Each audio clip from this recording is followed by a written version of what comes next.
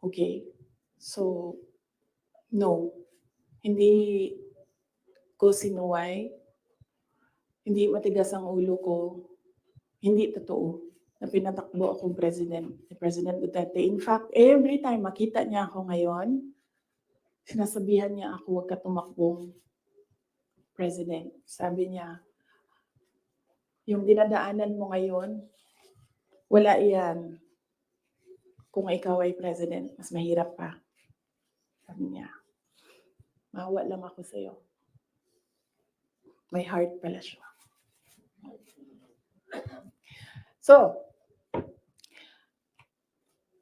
klaro na yan. Hindi ko kasalanan that we are on this road to hell. Hindi ko kasalanan kung